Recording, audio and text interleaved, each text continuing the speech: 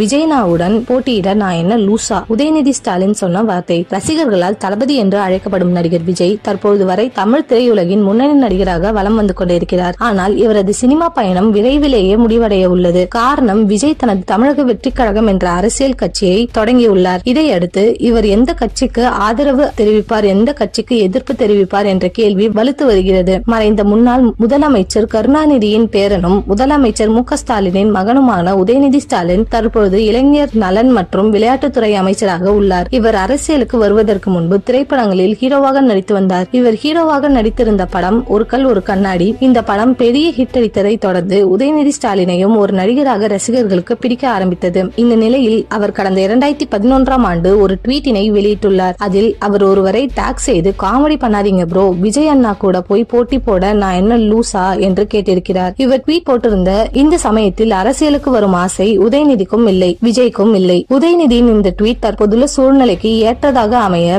இதனை ரசிகர்கள் தற்போது வைரலாக்கி வருகின்றனர். விஜயுடன் தன்னால் எப்படி நடிப்பில் போட்டி போட முடியும் என்ற எண்ணத்திலேயே உதயநிதி 2011ஆம் ஆண்டு அந்த ட்வீட்டினை வெளியிட்டிருக்கிறார். ஆனால் வரும் 2026ஆம் ஆண்டு வரும் சட்டமன்ற தேர்தலில் இவர்கள் இருவருமே போட்டியிடுவார்கள் என்பதால் ரசிகர்கள் இதனை ஸ்கிரீன்ஷாட் செய்து மீம்ஸாக மாற்றி வருகின்றனர்.